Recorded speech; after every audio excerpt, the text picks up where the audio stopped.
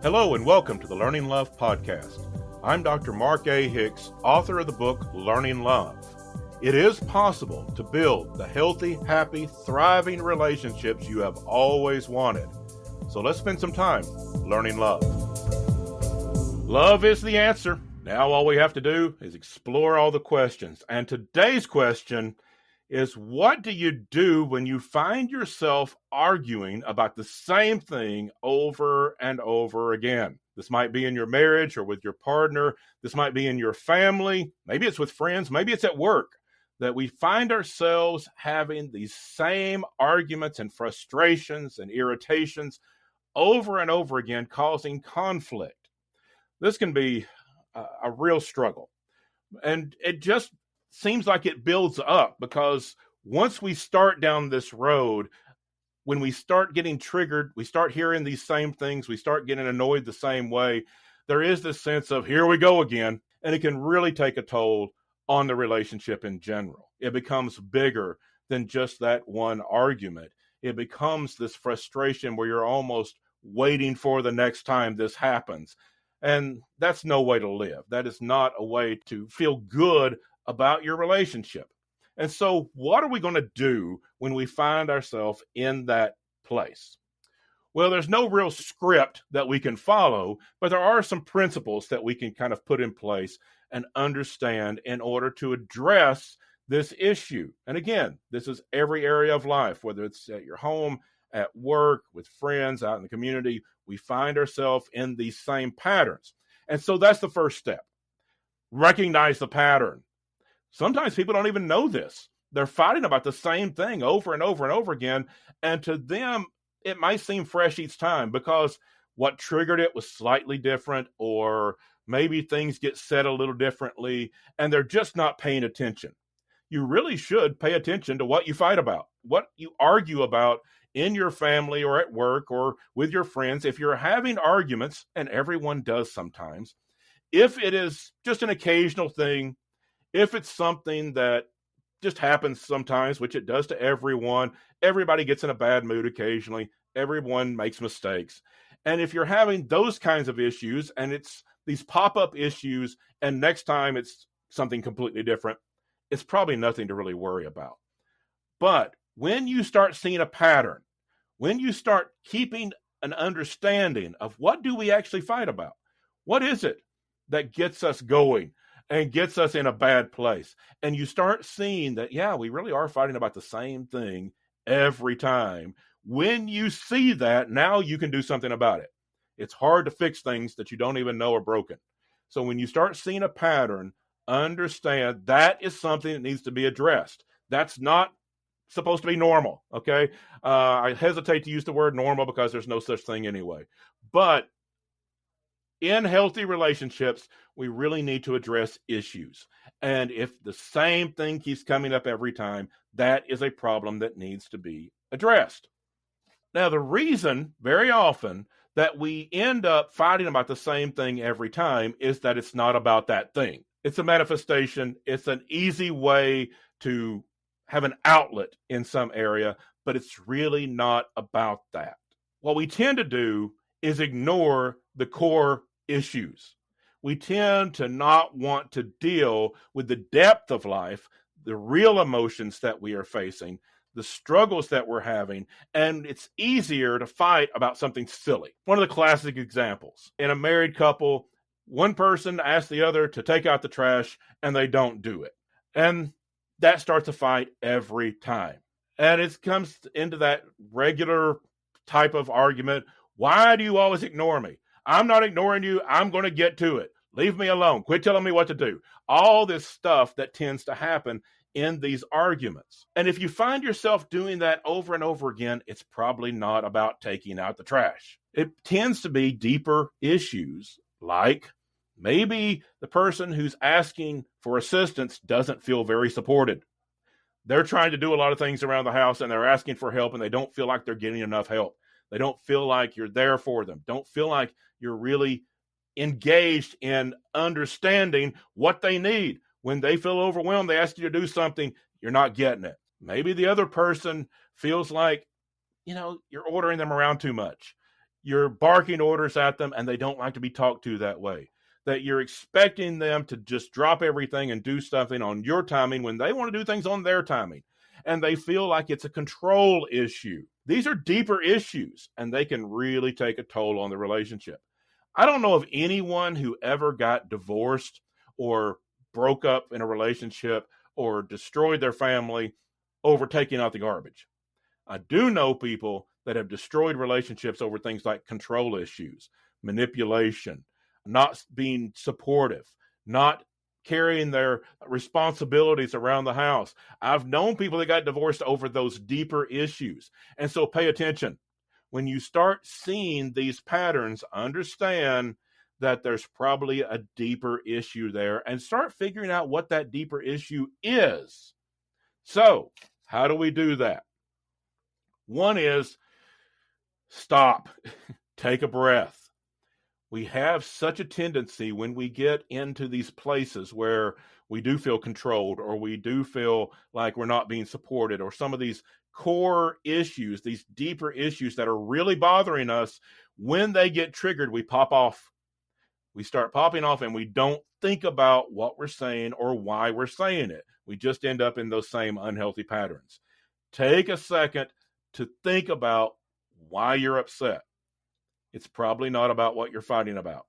It's probably a deeper issue, and figure out what that is and be willing to say it. If you want relationships to work and be healthy and thriving, you have to have the courage to say the truth. Figure out what it is you're really dealing with.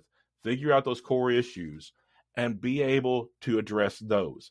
At least admit them to yourself first. Even if it takes you a while to talk about them with your partner, make sure you're admitting it to yourself. That's the first step. Then, once you've gotten there, talk about it. Try to be open about that. That might be difficult to do at first, but work your way into it. Talk about what it is you're really concerned about. Be able to say, look, this is not about taking out the trash. This is about me feeling completely overwhelmed and feeling like you're not supportive. Or from the other side, it may say, look, I don't care about taking out the trash. It doesn't bother me at all to take out the trash. It's just I don't want to be ordered around. I don't want to feel like I'm being controlled. I want to have some control over when I do the chores that I'm doing. When we say those kinds of things, it may be difficult to talk about. And if it is, that's a real good sign you need a counselor. Okay? Because those are things that need to be talked about. And if you can't, you're probably not going to get to a place that you have a good relationship, where you have a healthy, thriving relationship. And so that's a really good signal. If you're just not able to talk about those deeper issues, get some help with that. There's no shame in that. Get some help talking about the deeper stuff. Don't just go to the default mechanism of fighting about the same thing over and over again. So talk about what is happening, and if you need help with that, get that help. Now, as you're talking about it, and especially if you go get help talking about it, one of the things that every counselor is going to tell you, if you read any article about relationships, if you go on YouTube and look at any videos that talk about relationships, almost everyone is going to advise you to use I statements. Talk about yourself, your feelings. Don't get into this trap of saying, you do this and you do that and you always and you never do this. Those accusational tones don't really help. It may feel like you're venting, and you might feel better if you can get that off your chest, but it doesn't really help the relationship. Talk about yourself, how you are feeling, the things you're struggling with. Use statements saying, I feel like I'm not supported. I'm feeling overwhelmed, or I'm feeling like I'm being controlled, or I'm being ordered around. Say things using I statements, even though you will find this everywhere. Every relationship counselor in the world will talk about using I statements. It's probably the least followed piece of advice out there. It is so easy to start making accusations. If we could just fix that other person, everything will be fine, right? If we could just get our partner, our friends, our family, our coworkers, if we could just get everybody else to line up and do things right, we would be fine. Well, yeah, I guess theoretically that could work If everybody got it right all the time, maybe you'd be fine. Let's pause and think about the chances of that actually happening. There's really no chance everybody's going to get it right in your eyes every time so that you can always be happy. That just doesn't happen. And so don't get caught in that trap of thinking you've got to fix everyone else so that you can be happy and content. That's never going to happen. Talk about how you actually feel and listen to how they actually feel and see how you can come together to fix the actual problem. And again, a counselor can help you do that. But you can do this perhaps on your own if you will stick with those I statements. Get out of the habit of making accusations and pointing out the flaws in everyone else, and look at how you actually feel and have the courage to talk about what's going on with you. And encourage your partner, your friends, whoever that you're arguing with to do the same. Tell me how you're really feeling. Tell me what you think. What's your perspective? How are you feeling about things? And listen to that. You don't have to agree with it. It doesn't mean that you have to do everything they say. It just means that you're listening and seeing where they might have a point. You know, sometimes people are not completely right, but maybe they're a little bit right. And if we'll listen, even if they have just a little bit of a good point, they're not right on every area. They don't have a perfect perspective. Maybe they're only 10% right. But you know what? If you admit that 10%, if you adjust to what they're saying by that 10%, that can go a long way to earning someone's trust and appreciation. If you will say, you know, I just don't agree with everything you're saying, but I do get this. That part that you said, I'm agreeing with. I was wrong on that part. I didn't see that. So in that area, I agree, and I want to make some changes. May not agree with everything you said, but I agree with that much. If we just do that, it goes a long way into earning people's trust, earning their respect, earning their appreciation, and they'll have more likelihood of doing that to you, of at least listening to what you say and taking the parts of it that they can. We're never going to agree on everything. That's okay. We don't have to have perfect relationships. We want healthy ones. And this is a way to get there. Use those I statements, say what you're feeling, and listen to what the other person feels as well. That'll take you a long way. Seek that deeper understanding. Get past the fights, the arguments that are so superficial. Get to that deeper place. And again, consider getting some help. If you're fighting about the same thing over and over and over again, and then you struggle to get to a place you can really talk about the deeper issues, you probably need some help. And so I'm going to emphasize this again. Don't be afraid to get that. Don't let your relationships go by the wayside or live life in a troubled relationship because you're too stubborn to get help. I know there's some stigma out there sometimes. That stigma is wrong. That's just wrong. Get the help you need to have the relationships that you want, and you're going to be a lot happier in life. And so don't stay on this merry-go-round.